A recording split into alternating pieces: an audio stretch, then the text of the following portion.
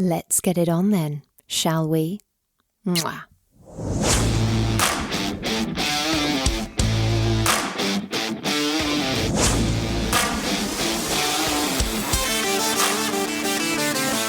Welcome to Sex on the Peach, your weekly hump day dose of everyone's favourite untalked about topic, sex. Let's get honest, let's get open, let's get comfortable, and let's get in to this week's show. Friends, lovers, listeners, happy Wednesday, happy hump day, and happy Sex on the Peach day. So, I know I mentioned last week that I'd be bringing you an episode about my thoughts on the Bonnie Blue documentary, and I will, but it's simply not happening this week because I have been distracted by something else. Even though I do plan my episodes, sometimes things just happen that send me in a different direction, and I feel like I instead have to speak about this new thought I've had right here, right now. The ADHD be truly ADHDing, we move. Anyway, as anyone who knows me probably already knows, one of my life goals is to be one of the experts on Married at First Sight. Anyone watching the current season, hit me up with your thoughts, feelings, opinions. And one of the things that worries me with the majority of reality TV is when intimacy comes up or people start discussing intimacy and sex, the word weird starts getting thrown around fairly often. There's also a lot of should getting thrown around. Things that people should want to do or things that people should be feeling. And language is so important. These are shows that millions and millions of people are exposed to. Millions and millions of people are watching them and ingesting this information and potentially feeling like they should be doing or feeling X, Y, Z. Or maybe they've been thinking about something new they want to try or discuss with a partner or partners, but a mainstream TV show has just led them to believe that would be weird, and therefore they are now not going to do that and instead miss out on exploring something that could bring them more pleasure in their own intimate lives. And I hate that because the landscape of things that turn people on is vast, to put it mildly. So I put out some polls, and thank you so very much to everyone who answered, especially as these aren't anonymous. I thank you for your honesty and openness with me, but I just sort of wanted to get some idea of how people feel about sexual acts, sexual desires that might be considered outside of the vanilla, a little more obscure, things that TV might call weird. And here were the results. How comfortable do you feel exploring new kinks? Very, 45%, a little, 43%, not at all, 12%. Have you ever felt judged for your kink interests? Yes, 12%, a little bit, 31%, no, 41%, always been too nervous to talk about it, 16%. The 41% of no, I'm kind of here for that. I'm glad to hear it. How much do you know about kink? A lot, 15%, some, 60%, very little, 25%. Do you think exploring kink is intimidating because of social stigma? And this one was particularly important because this is basically what happens when we put things out like weird on TV. It creates stigma. So, yes, 68%, and no, 32%. How confident are you in understanding your own desires? Very, 33%. Somewhat, 54%, and not at all, 13%. Do you feel comfortable talking openly about kink with your friends or partners? Yes, 65%. Great. I'm glad to hear that these are the environments your friends and partners are creating for you and that you all have safe space to discuss this. Great. 65% here for it. No, 35%. Well, hopefully this will help. Do you secretly have a kink bucket list in your head? Yes, 50%. No, 40%. I'll never tell, 10%. Now, Devika, I know it's not all that secret, but I'm not sure why you've said no here when we all know you are absolutely desperados for getting hot sauce involved with your sexual play. Folks, I'm allowed to call her out. She's my best friend. She loves it. And remind me to circle back to this on the season finale. And lastly, do you ever worry about being considered weird when it comes to sex and your desires? Yes, 34%, sometimes 32%, no, 34%. Now, to be fair, some of these results were a lot more positive than I thought they might be, which is promising. But I also don't like to hear that 66% of you do have reservations about being considered weird when it comes to your desires if we look at the people who answered yes and sometimes. So today I'm going to do a deep dive into the first half of the alphabet of kink and fetish, because let me tell you, it gets long. So we've had to part 1 and 2 this episode to try and demonstrate how insanely wide the scope is for what people can derive pleasure from. And this is in no way an exhaustive list, like not even close. That would probably take multiple series, not episodes, because there are some classifications that have listed up to 549 paraphilias, which are sexual interests that are considered atypical. However, it has been suggested that the true number is far, far bigger, but many just haven't been clinically noted or studied.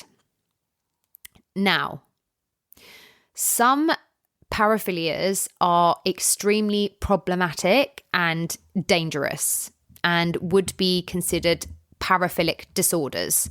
And no, that's not me kink shaming. That is me simply stating that any sexual desire or interest that relies on lack of consent, be that from infants, humans, or any other living creatures, is not okay. I do not condone lack of consent here at Sex on the Peach, not as a person, not on this podcast. It's a hard no, go to jail, go directly to jail, do not pass go, do not collect £200. So when I try to make the point that what you're into isn't weird, that is not what I am including or talking about. I just want to make that abundantly clear before we start, before anyone thinks they can go and sexually assault someone and feel vindicated to do so, okay? Today's episode is to open some eyes and some minds to the fact that sexual desire is expansive. And if you've had a secret longing for something in the back of your mind, but thought it made you strange or abnormal, hopefully this list is going to make you feel better and less alone in that, because people can feel desire from what we might consider to be pretty random things. And I'm going to touch on some of the more common and uncommon kinks and fetishes. And listen, I'm only fucking human. We know at this point that this is a safe, open-minded, non-judgmental space. And whatever you are into, as long as it's consensual and respectful, I got you. But that doesn't mean that some things I found out didn't surprise me. And that doesn't mean that there aren't things on this list that I will never personally be able to understand. But the important thing is, I don't have to understand. Because if it works for you, then it works for you.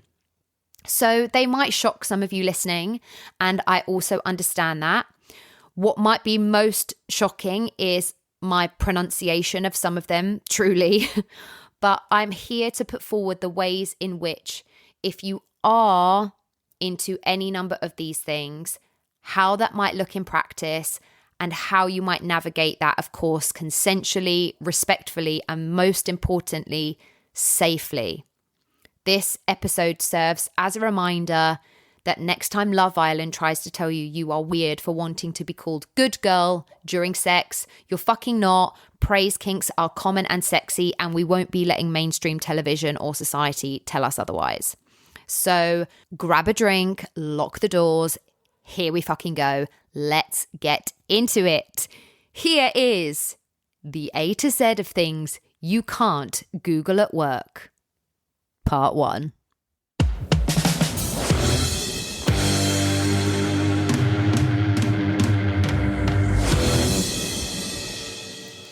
Let's start at the very beginning. A very good place to start. Except this is much less do, re, mi, and more dominance, roleplay, masochism. Okay, off we fucking go. Here is A. A is for analingus, ortagonistophilia, help. Ortagonistophilia, that sounds fine. And special mention to arachibutyrophilia. We'll get to it. Let's start with the classic analingus. Now, this is oral stimulation of the anus, probably more commonly known as rimming.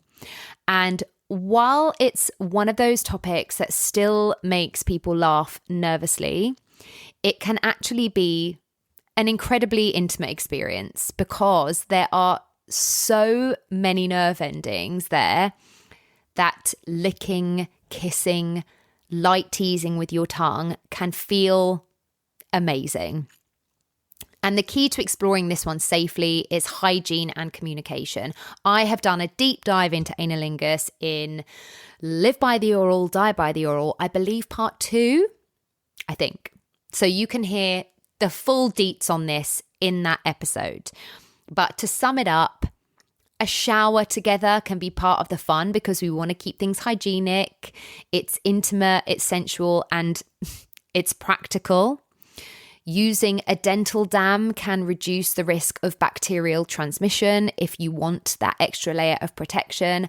And as I always advise with this, if you feel super nervous, but you want to try it, you can always use a flavored lube to start things off. Pick your favorite dessert flavor and off you fucking go. Who doesn't want to finish the night with a little peach cobbler? Hey! Listen, that way when things get a bit cheeky, at least it's Michelin star cheeky. And just start slow, keep it playful, and check in often. Maybe you want to try it, maybe it's for you, maybe it isn't. As I've said before, I can take or leave it. It depends what my partner is into. I know even in 2025, this can still feel a little taboo, a little intimidating, but those are my suggestions for getting started. And I promise there is nothing wrong with you if you want to put your mouth on your partner's ass or they want to put their mouth on your ass. Next up, we have ortagonistophilia. Still don't know how to pronounce it, and I have looked it up. Anyway, this is the arousal that comes from performing on stage or on camera. It's the sexy thrill of being seen. Now, I feel like this is something I see a lot in my day job. Working in musical theatre, I can safely say there are far too many people clearly living this kink out on stage. Let's just say if stage lights were currency for arousal, a surprising number of my colleagues would be millionaires. In all seriousness, if this is something that you are into, you don't need to go full OnlyFans to explore it. You can start with something small. You can perform for your partner. You can record yourself solo, knowing that there's no obligation to ever share it if you aren't feeling it. The biggest rule here with this kink is consent and control. You decide what's seen, who consensually sees it, and when to hit delete. Dramatic entrances and jazz hands are optional, but highly encouraged. And finally, for A, the pièce de résistance, arachibutyrophilia, whatever, which, believe it or not, this is probably my favourite one in the whole alphabet, is arousal from peanut butter sticking to the roof of your mouth. There's a word for it. It exists. I mean, who needs lube when you've got pip and nut, right? On the surface, it might seem like the silliest thing on the list, but like many other kinks, it's about finding pleasure in unique sensory experiences. You don't even need a partner for this one. You can achieve full satisfaction in the snack aisle of Waitrose if you're feeling bold enough. Honestly, it's probably the easiest kink to explore. No special equipment, no awkward conversations, just you, a spoon, and a jar of peanut butter. Instant gratification. It's a kink that doesn't even require a safe word, just a glass of water. To be fair, I fucking love peanut butter. So I would be thrilled if it turned me on. So honestly, props to anyone who experiences this. I am jealous. Do you know what's really fascinating is a lot of these philias have corresponding phobias. So in other words, something that lights one person's fire can completely terrify someone else. Some people genuinely have a fear of peanut butter sticking to the roof of their mouth, while for others, it's a kink. Someone might get sweaty palmed thinking about being watched, while someone else thrives on it. And it's such a necessary reminder that pleasure and fear are often two sides of the same coin, and that what's taboo or scary for one person might be thrilling and joyful for another. Basically, the human brain is messy, wonderful, and endlessly interesting. And it's why consent and curiosity are so important when we are exploring these things. Anyway, on we go. B is for BDSM, bondage, and balloonophilia, a whole playground for adult exploration. Let's start with the basics. BDSM itself is, as you probably may or may not know, is an umbrella term. Probably one of the most used terms you will hear in the kink fetish arena. And it covers bondage, discipline, dominance, submission, sadism, and masochism.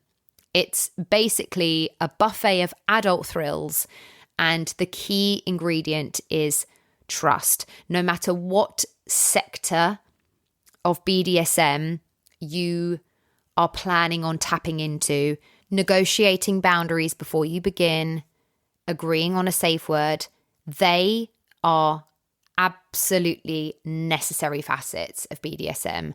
And also, planning aftercare is what turns the whole experience from ouch to oh.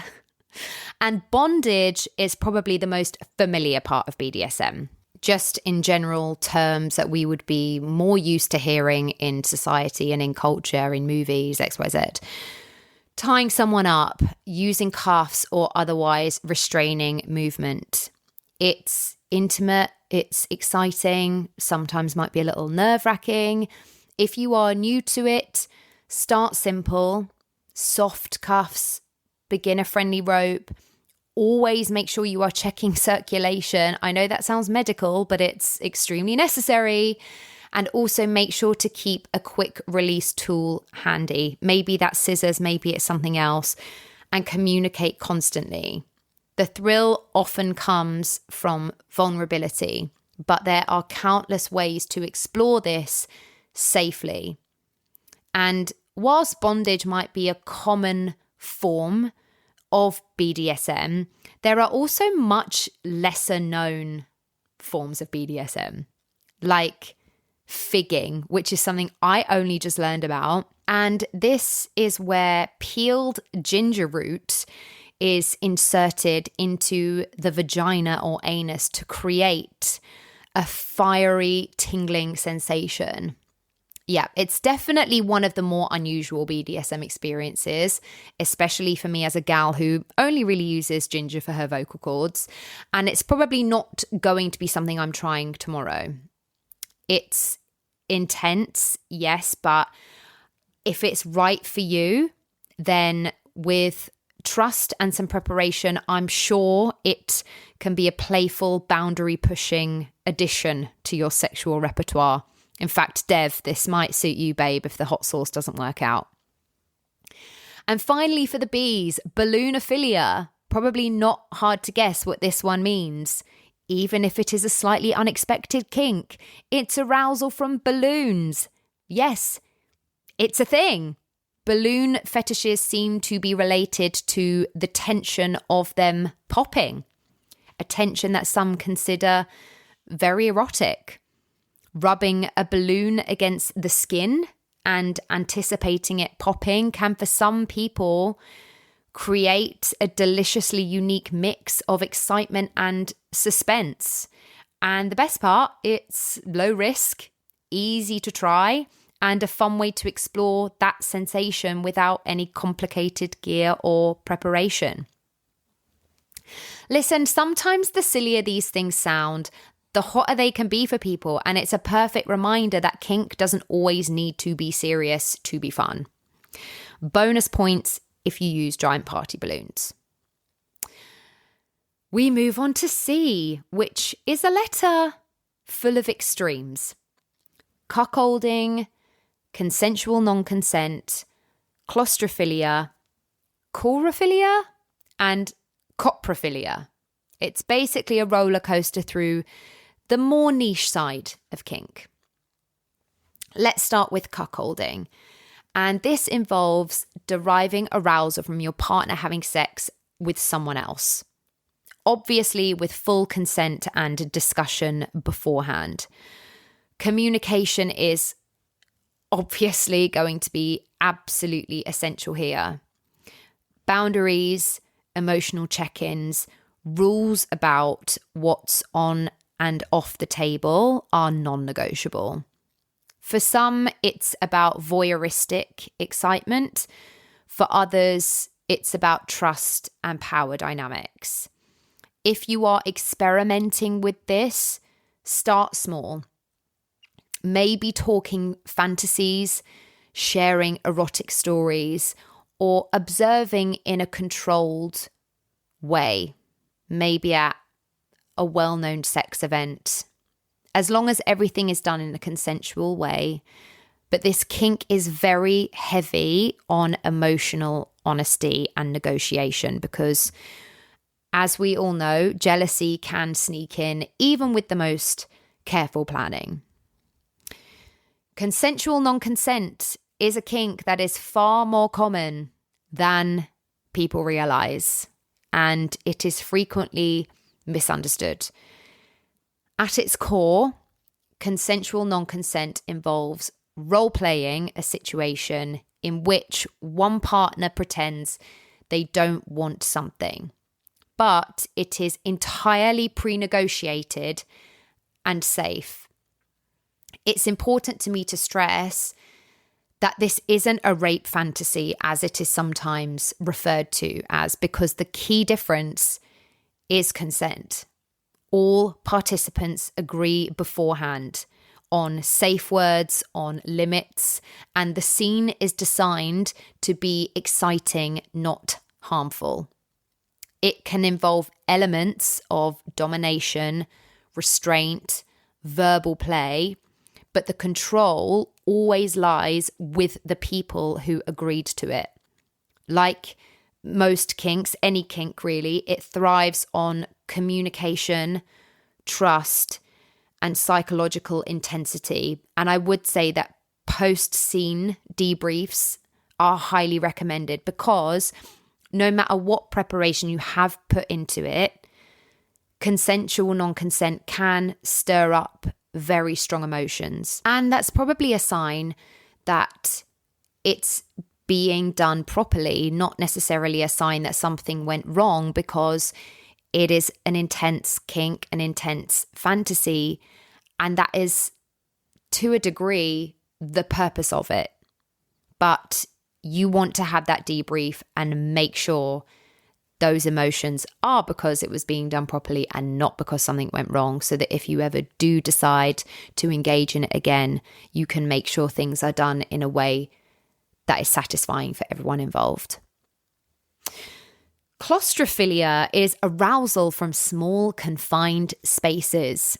The feeling of being squashed under a duvet, wedged into a cupboard, curled up in a tiny space.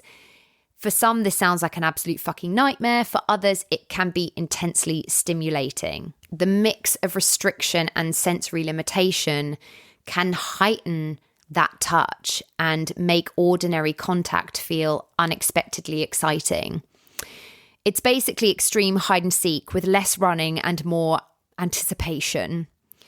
But, don't lock yourself in anywhere, and make sure that you keep sessions short until you are comfortable. If this is a new kink that you're exploring, it can be explored solo or with a partner. And if you're just, again, starting out, I've seen suggestions that even building a blanket fort together makes it feel safe and fun. Also, listen, it's a great excuse for staying under the covers when someone asks you to get up and make a coffee. A win-win if ever there was one. Corophilia is an attraction to clowns. Again, it might feel unusual, but like all kinks, it is a source of pleasure and fun for some people. It might not be your bag, and that's completely fine. But for other people, clown costumes, wigs, makeup can transform an ordinary interaction into a more playful experience. And this can be explored in role play, in fantasy, or in costume play. And the more imaginative you get, the safer and more controlled it can remain. To outsiders, for sure, it might look quirky, even bizarre, but that doesn't make this any less valid. Some people's red noses and oversized shoes are their preferred way of playing, and that is perfectly fine, because kink will continue to come in all shapes, sizes, and wardrobe choices. If it's for you, it's for you. We don't yuck someone else's yum here. And finally, coprophilia is sexual arousal from feces. And yes, it is one of the more extreme and niche kinks. It's very much at the top end of the spectrum in terms of hygiene risk. So hygiene is absolutely essential. Some people who are exploring this kink use props or simulations and very controlled scenarios to reduce risk. But a lot of people do engage directly with feces. And this means communication and preparation are completely non-negotiable. Everyone involved needs to agree on what is acceptable, what is off limits, and how to keep things safe. And if your mind immediately went to things like human centipede or 2 girls, 1 cup, that's understandable, because these infamous examples have certainly made the kink a lot less approachable for casual conversation. But approached respectfully between people who want to engage in this, it is entirely possible to explore it safely. Some people call it extreme, others call it a logistical nightmare. Either way, gloves and hand sanitizer are your best friends. I feel like C shows us just how wide this sexual landscape can stretch, because some of these are very psychological, some of them are sensory, and some of them are still wildly considered taboo.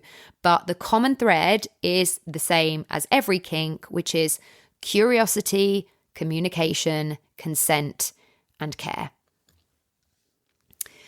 D. First up, dominance. And this is all about taking control in the sexual context, giving direction, setting the pace, and just being a little bit fucking bossy, all consensually, of course. Dominance can be psychological, physical, or a combination of both, and it's often explored alongside submission in BDSM dynamics, which we will get to. If you've ever read or watched 50 Shades of Grey, you've seen a Hollywood nonsense version of dominance in action. In reality, it's far less cinematic and far more about negotiation and consent than dramatic helicopter entries.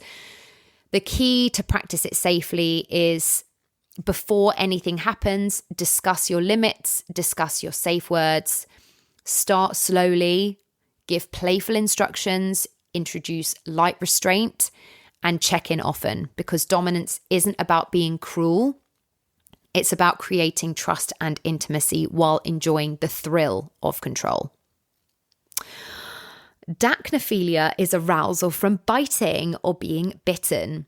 It's about getting pleasure from the sensation of teeth on skin, which can be gentle, teasing, or more intense depending on what's agreed upon. Maybe a nibble on the shoulder, maybe a teasing bite on the neck. Always agree on pressure, because nobody wants to discover halfway through that your partner thinks gentle bite means full-on shark attack. Honestly, it's the only kink where announcing "I bruise like a peach" is both practical advice and a surprisingly effective flirtation technique. Also, this one was news to me because this is a kink I didn't even realize I had. Like, I love being bitten. I've said it once, I'll say it again. Come at me, you little vampire. And lastly, dendrophilia, sexual attraction to trees. I mean, listen, trees can't give consent, so I have to be honest, I'm not entirely sure how to navigate that conversation if you are someone who likes whispering sweet nothings to a maple. But some people get genuinely turned on by the texture, size, or presence of a particularly majestic oak. Yes, hugging a tree counts. Yes, talking to it like it's a leafy partner is fair game. No, your neighbours don't need to know about your intimate feelings for a birch. If anyone asks why you're stroking a pine, just tell them it's eco-friendly foreplay. Honestly, dendrophilia proves, again, that this sexual landscape is so vast that apparently anything with bark can be a lover. And let's be honest, that's the kind of insight you just don't get from mainstream dating apps. And then we come to E. See, I told you it's long. It's long, isn't it? And this is, I cannot tell you, if you look up any letter, bar a few, there's about 20, 30 per letter. Can you actually imagine if I did every single one? I think I would die before I got to the end, like of old age. We go on. Letter E. Erotic asphyxiation, also known as breath play, is sexual arousal from restricting airflow. So this would also include things like consensual choking. This is a very high risk kink.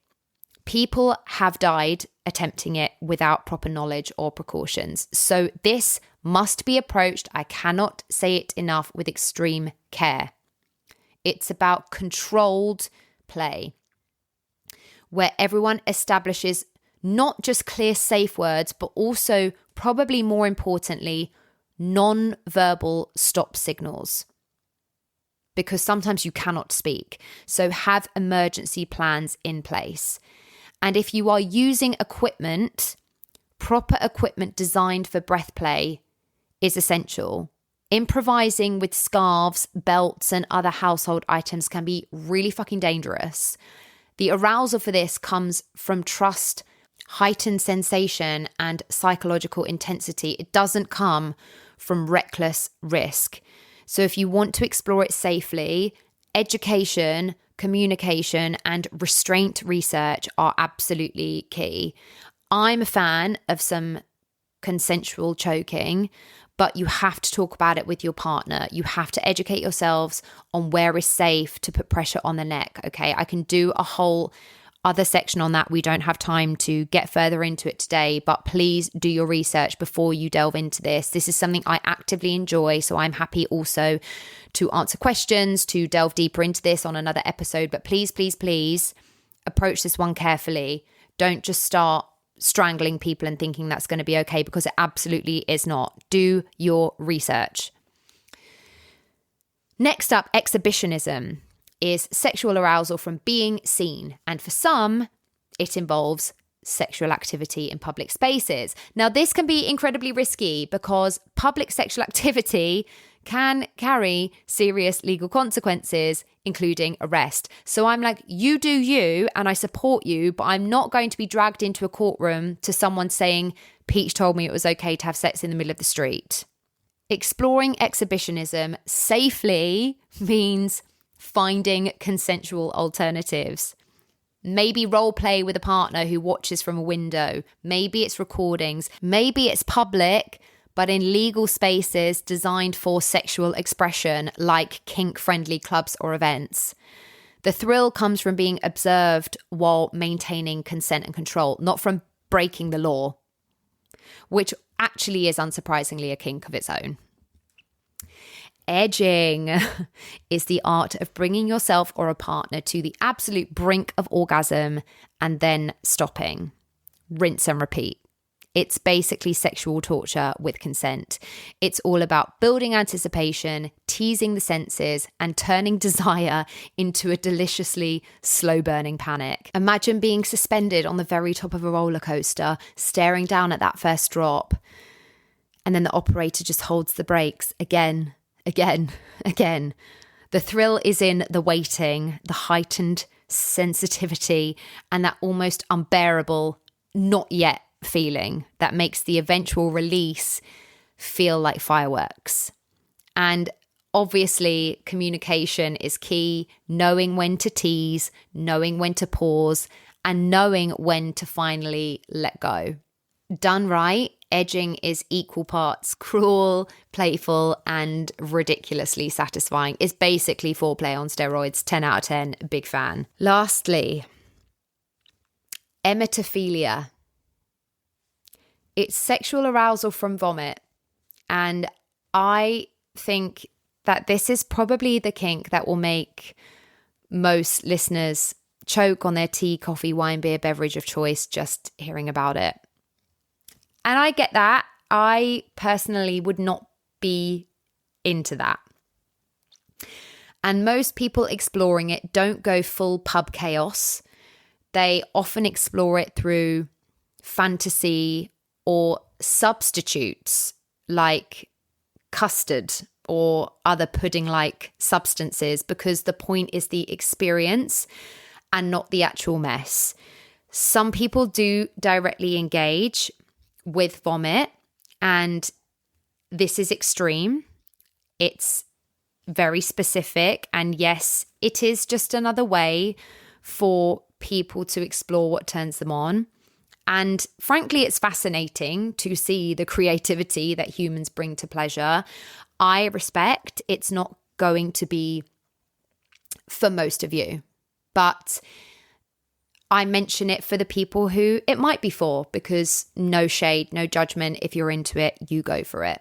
Ironically, straight off the back of that, our first one for F is food play, which is pretty obvious. It's about incorporating edible items into sexual activity, turning your kitchen into a very niche kind of playground.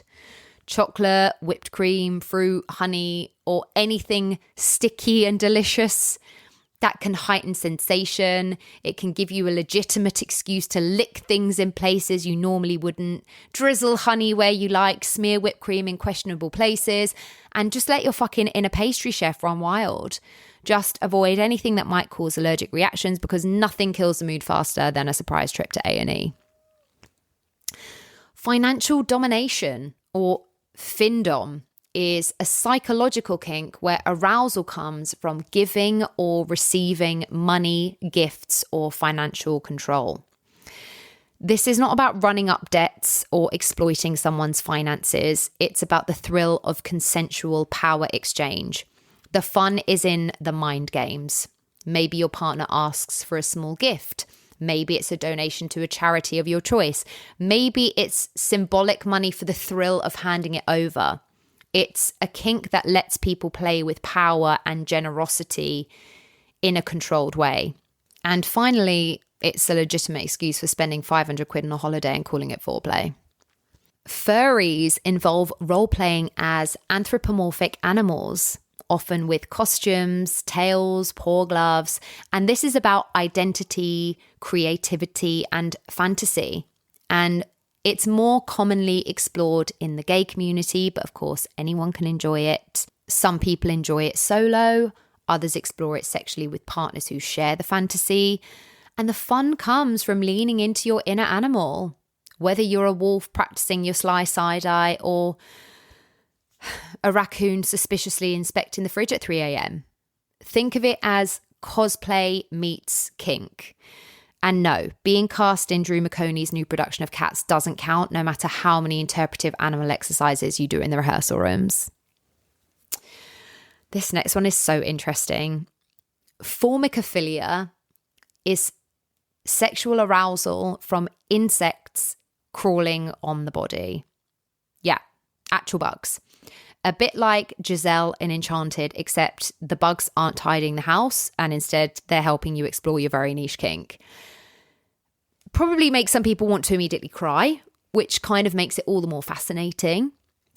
But the thrill comes from the tickling, delicate, creeping sensations from insect legs.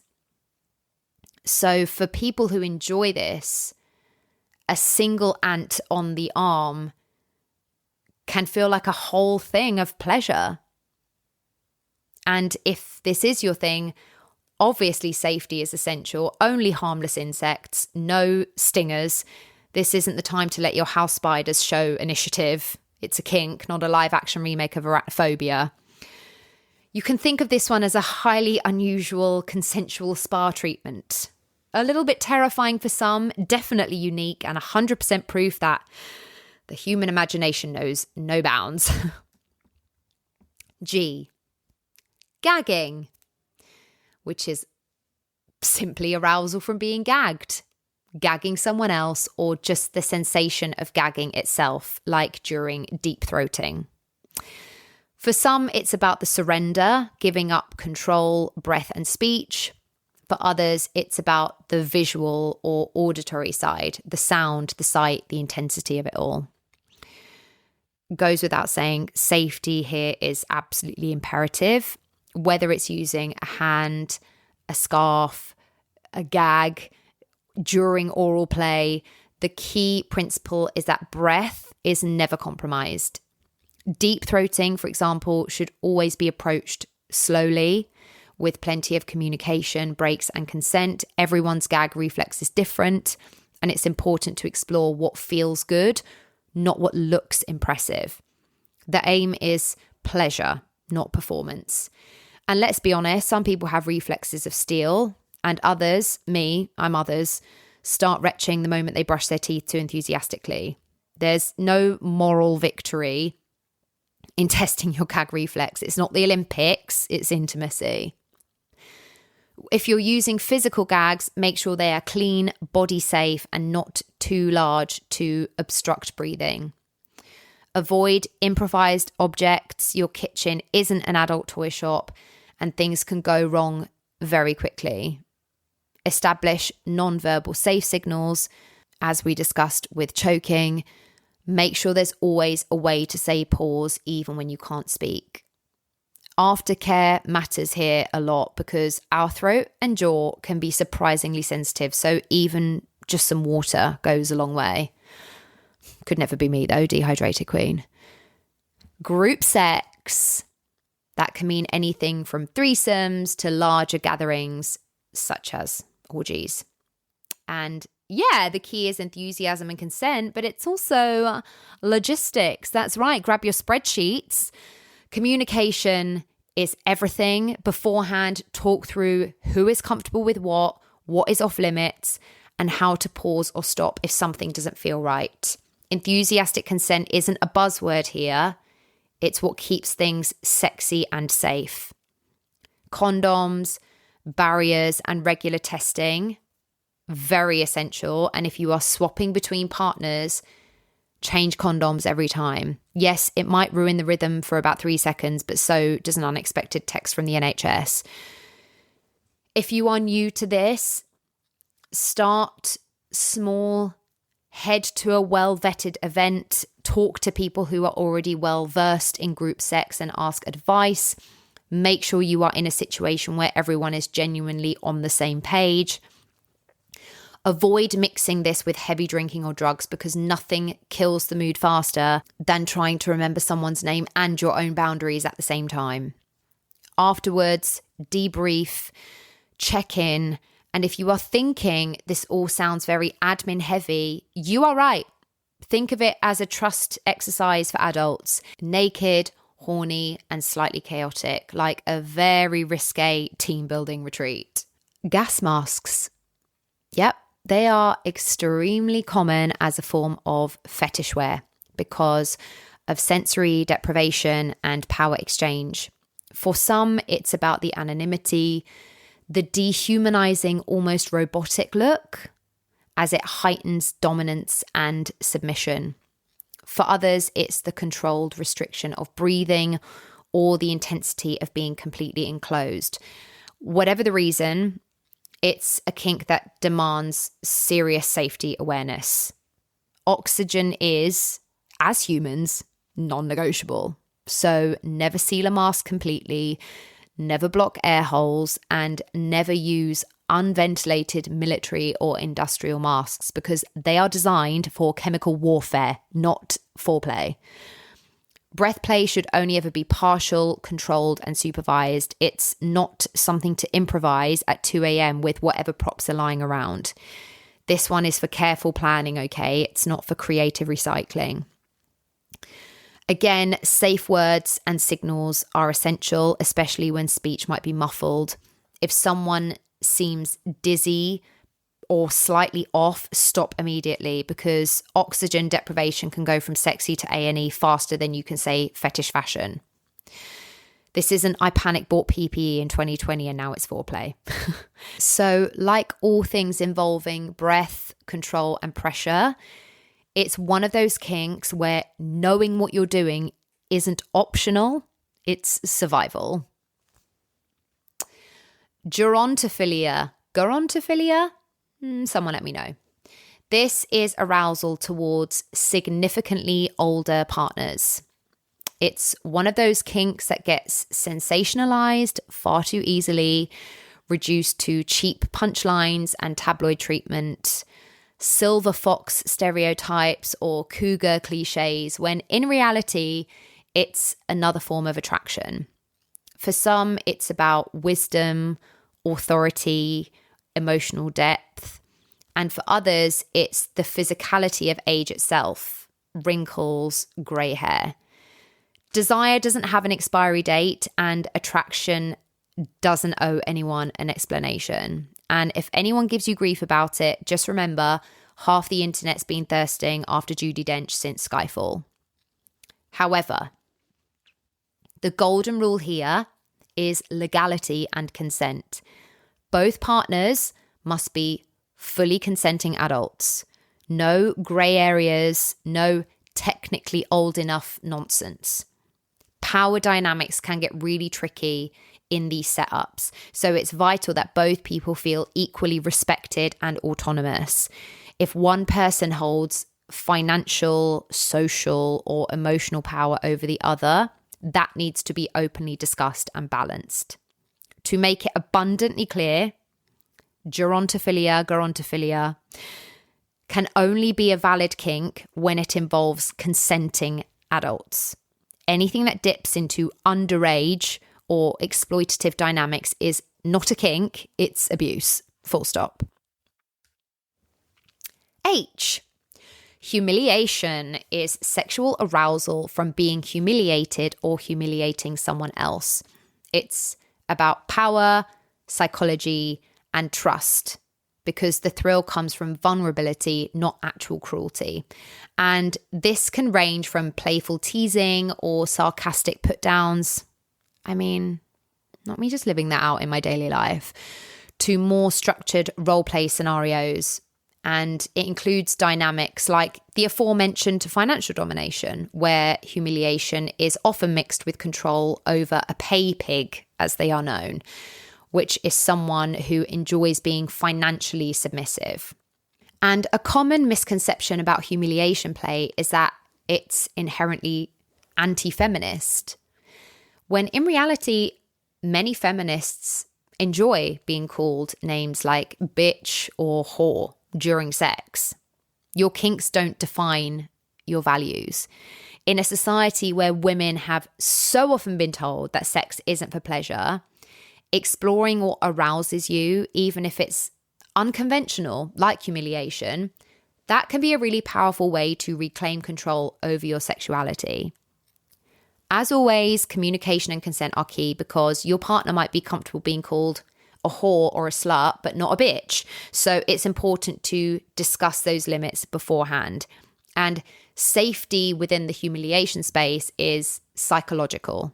Agree on those limits and check in before and after play. For someone on the receiving end, consent to humiliation isn't about surrendering your dignity. It's about choosing when, where, and how to experience vulnerability safely.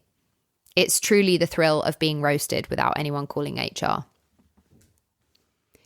Hematolagnia is sexual arousal from blood. Those vampires in Buffy would have had a field day. Yes, it sounds extreme because it is. Like any kink involving bodily fluids, prioritize safety and hygiene, because this isn't about sloppily nicking a paper cut from a partner or winging it with DIY methods. Clean, controlled, and informed practice is key. Think of it as a vampire cosplay with health and safety briefing. Many people explore this kink through role play and simulated blood before thinking about using anything real. And your boundaries need to be crystal clear. All partners need to understand exactly what's happening, what is safe and what is off limits. So make sure you discuss your comfort levels and make sure you make time for aftercare, because while some people might find the intensity exhilarating, others might need reassurance and a towel afterwards. We're still in the real world here and people are humans. We're not starring in a low budget vampire remake. And finally, the crowd pleaser. Me and Dev have finally found our true kink, considering we often tell each other our vernacular is turning each other on. Hippopotomonstrosis quipdaliophilia. Yep, hippopotomonstrosis quipdaliophilia. It's really a word, and it's arousal from long words. For anyone who's ever felt a tingle reading anti-disestablishmentarianism or secretly swooned at flocky knocky nihilipahilification, this one's for you. In fact, I'm fairly certain the pleasure comes from the sheer audacity of trying to pronounce it without sounding like you've swallowed a fucking dictionary. Exploring this kink safely is very easy. I'd say the main risk is judging your own spelling. It's low risk, high entertainment, and intellectually satisfying. Plus, it gives excellent material for casually intimidating your friends with your sexual vocabulary. Truly the only kink that makes Scrabble feel like a seduction workshop. We've only got one for I. Sorry about it. And it's impact play. The kink where being spanked, paddled, or flogged isn't punishment, it's pleasure. The thrill comes from the anticipation and the trust rather than the brute force, but obviously that is partly where you derive the pleasure from too. Start gently, set a safe word that everyone remembers, not ow, because that could get confusing in the heat of the moment. And different things produce very different sensations. A leather paddle delivers a firm, satisfying smack. A flogger is a bit more strokey, and even a hand can surprise you with just the right amount of sting. Part of the fun is experimenting to discover what works for you and your partners. If you are someone who likes to walk that pleasure pain line, and pay attention to reactions along the way. Make sure everyone feels good physically, emotionally, and in their dignity. Sometimes this can bring up things for people that they didn't expect. So make time for aftercare, because that's the time to gently rub out any tension that might have occurred, chat about what worked, and enjoy the satisfaction of having navigated something intense together, like a tiny consensual adventure. And we are straight on to J, which is for Japanese bondage and jelly fetishism. Yes, one is meticulously artistic and the other is deliciously sticky. Let's start with Japanese bondage, more commonly known as shibari. This is not just tying someone up. It is a deliberate, of course it's not as Japanese, of course it's going to be beautiful. It's a deliberate artistic practice where rope becomes a tool for both sensation and visual beauty. And people explore this not just for the thrill of being restrained, but also for the aesthetic satisfaction of a perfectly arranged pattern of knots across the body. Safety-wise, circulation must be checked constantly. Ties should never compress nerves, and quick release tools always have to be on hand. As we've already said many, many times on this podcast, because it's so essential with so many kinks, always agree on a safe word or gesture. And part of the appeal is watching your partner's reaction if you are the person doing the bondage, doing the shibari, seeing them surrender to trust. And I mean, you might also be a bit smug about a knot that looks like it belongs in a gallery rather than a bedroom. But shibari is a very sensual exercise in patience, artistry, and trust. The kind of kink where finally getting that knot right is more satisfying than finding a £20 note in an old coat pocket. And on the opposite end of the spectrum, we have jelly fetishism, just pure messy chaos. And it's exactly what it sounds like. People get turned on by sliding around in jelly and involving it in their sexual play. And I guess that is enjoyable if you are into the sensation of something cold and sticky. I mean, listen, some of these are funny, aren't they? There's something kind of wonderfully ridiculous about adults deliberately turning themselves into human desserts and taking it very seriously. It might not be for me, but I kind of love it. It's playful and it's a kink that proves that you can be messy, serious, and slightly ridiculous all at once, and no one's judging. Like, go and stock up on your Hartleys, my friends. I support you. K. Catoptronophilia is sexual arousal from having sex or masturbating in front of mirrors or reflective surfaces. Yeah, I get it. I'm into this one. It's about observing yourself, your partner, or both of you together, every angle, every curve, and yes, every awkwardly expressive face mid-moan. It's intimate, slightly voyeuristic, and a bit like starring in a private performance where the only critic is you. Think Narcissus, but with more orgasms and significantly less water. I mean, I personally think that mirrors do add a whole new layer to intimacy. You can watch your partner watch you, the two of you can watch each other, and suddenly what is normally a simple encounter between the two of you or you and all of your partners becomes a full-blown visual collaboration. It's a kink that rewards curiosity. I like it. I'm really into it. And also it rewards a sense of humor, because you might catch your own reflection making a face that is simultaneously erotic and utterly ridiculous, but that's part of the fun. And sure, it's perfectly normal to spend a little extra time making sure your hair looks fantastic from all angles before things escalate. I like it. I'm into it. I feel like I'm the vanilla side of kinky, because I feel like all the ones where I'm like, yeah, I'm into it are the ones I already knew, even if I didn't know the medical, technical name for it. Again, on the other end of the spectrum, we have clismophilia, and this is sexual arousal from enemas, which isn't so much for me. For anyone who isn't familiar, an enema is a procedure in which liquid is introduced into the rectum, normally through a small nozzle, to stimulate bowel activity.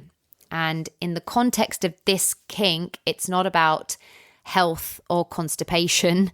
It's about the physical sensation. And also sometimes the vulnerability that comes with being cared for or taking control in this very particular way. And because the body is involved in a very sensitive area, preparation and hygiene, of course, matter. Clean, sterilized equipment, and also please plan for a private, controlled space. Again, this isn't just a wing it situation. Many people approach it slowly, experimenting with temperature, flow, and positioning. And clismophilia is notably more common in the gay community, partly because enemas or douching are already a familiar practice in that context. So it makes the sensations easier to explore safely. This can be done solo or with a partner. And in this kink, if you are working together with a partner, talking about water temperature, nozzle technique, and flow isn't and shouldn't be awkward. It's part of the fun, and it transforms what might sound very clinical into a shared erotic experience. And now we get to L, and we are bringing a bit of Project Runway energy to the bedroom because we are talking leather and latex. These are very common in urban queer spaces. Think London, Berlin, or any city where pride events double as spontaneous fashion shows. And again, these materials are particularly popular in the gay community, partly because leather bars, fetish nights, and cruising clubs have long been spaces where wearing full fetish wear isn't just normal, it's expected. Leather is a classic. Instantly makes someone look like they might know how to handle a power tool or a whip. Choose your fantasy. And latex is that clingy, shiny cousin that screams, yes, I have confidence, and yes, I know I look like fucking Catwoman. Practically speaking, if we really need to get into this side of things, we probably don't. But, make sure nothing's so tight that it cuts off your circulation and that you can breathe without panic. And also make sure your zippers aren't about to turn into medieval torture devices. The fun isn't just about the looks, it's about sensation. It all feeds into a heightened sense of touch and awareness. Leather and latex are kinks that mix aesthetics, sensation, and confidence. Also, putting on latex is basically cardio, so you can tell yourself you're exercising while marveling at how impressive it is that something so fucking shiny can feel so empowering. Liticophilia, I'm obsessed, is sexual arousal from legal scenarios and lawsuits. And apparently it's far more common than people assume. And friends, I'm not going to lie, I feel like I might have it because anyone who knows me well knows just how hyped up I get over lawsuits or when I get to pull laws up on people, especially certain companies that just love to breach employment law, lol, if you know, you know. Like, do I have liticophilia? I also probably use the phrase sue me far too often. And this kink is entirely cerebral, which means exploration is all about imagination and fantasy. You don't need a subpoena in your postbox like Blake and Justin to make this kink work for you. The appeal comes from power dynamics, tension, and the thrill of argument framed as intellectual foreplay. I mean, let's be honest, in my opinion, there's nothing quite like the rush of spotting a technicality, and nothing says hot like citing clause 4.2. And lastly for today, we have M. We're starting with masochism, and it is sexual arousal from receiving pain, being bound, or otherwise surrendering control. And yes, it's as complicated and fun as it sounds. The excitement from this comes from the interplay of trust, negotiation, and finding that magical sweet spot between flinch and flush. It's a kink that rewards communication, talking about what feels good, what doesn't, and exactly how hard or soft that spank should be. Again, safety is a backbone here. Set up safe words, agree on boundaries beforehand, and plan aftercare. And when it comes to masochism, aftercare is just as important as the play itself. A cuddle, gentle reassurance, even just a little laugh about it afterwards can turn something really intense into a genuinely intimate and nice experience. Because, listen, nothing bonds people quite like a mildly terrifying but consensual spanking together.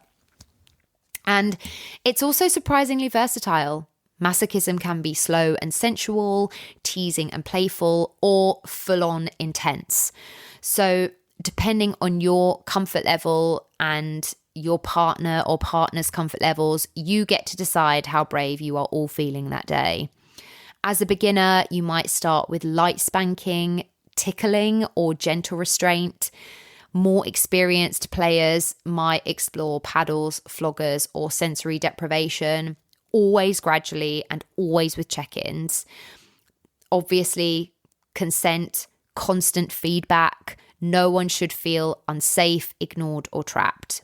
Masochism is supposed to let you explore vulnerability in a controlled, negotiated space, and precision, timing, and a willingness to follow directions are key, whether it's a paddle, a flogger, or just a very enthusiastic hand. Menophilia is a sexual arousal connected to menstrual blood. And before anyone gasps into their tea, let me reassure you, this kink is completely normal for those who enjoy it. While some people might not go as far as to be specifically turned on from the actual menstrual blood, a lot of people get a lot of pleasure from period sex. Not me, which is sad. In fact, it would be incredibly helpful if me or my partner had this kink, because I've got a new contraceptive implant, and whilst my body settles, I have been on a period for what feels like hundreds of weeks. Anyway, I digress. Think of this as the kink that redefines that time of the month. Suddenly a period isn't just biological, it's intensely, consensually, and sometimes surprisingly erotic. The appeal often comes from the knowledge that you are sharing something that is usually quite private and sharing something intense. It goes without saying, hygiene is important here. Maybe a strategically placed towel on the sheets and a willingness to talk openly about how comfortable you feel. You are navigating something very physical, very human. And let's be honest, even in 2025, again, something still considered slightly taboo. But handled thoughtfully, menophilia is just as much about the shared experience as it is about the physical element. And for people who menstruate, it can feel extremely empowering. It's reclaiming a part of their body that has often been shamed or used as a source of insult, and it turns it into something consensual, intimate, and yes, pleasurable. And we are ending on a very interesting one. Macrophilia, which is a sexual attraction to giants or fantasizing about enormous partners. The literal meaning is lover of large. I mean, my partner is 12 inches taller than me, so I'm not going to lie, it feels like I'm living this sometimes. Some people fantasize about being tiny and completely at the mercy of a towering partner. And the giantess woman is actually the most commonly explored version of this kink, but others are drawn to the thrill of crushing, vor, which is being eaten, which we'll get to in part 2, or being overwhelmed in surreal, larger-than-life ways. And though this kink often exists purely in the realm of fantasy, it is also one of the most inventive, psychologically layered, intensely immersive fetishes out there. Many of these fantasies come alive through illustrations, animations, or virtual reality, where scale can be exaggerated or manipulated to extremes. But for those who take it offline, people get creative. Doll houses, oversized props, role play between tall, short, or muscular, small dynamics, basically turning your living room into a surreal playground where you can feel tiny, powerless, or worshipped like a god, depending on your flavor of this kink. And macrophilia often overlaps with other fetishes that we will get to or have already spoken about. Crushing, foot worship, humiliation, the list goes on. And it's an almost entirely safe fantasy. Most of this happens in people's imagination, online, or in controlled scenes. Real life enactments, keep it consensual and safe. Obviously, no stepping on people you actually care about, or on people you don't care about for that matter. But at its heart, macrophilia is pure surreal escapism. It's where power gets cranked up to 11, bodies do things that defy physics, and fantasies just run absolutely wild. So whether you want to be a tiny toy under someone's heel or worship a towering figure like a miniature god, it's a world that is bigger, bolder, and more imaginative than most kinks. And honestly, for people who think this is wild, I promise you its popularity keeps growing every day. It's truly bringing you closer to the BFG than you ever thought possible.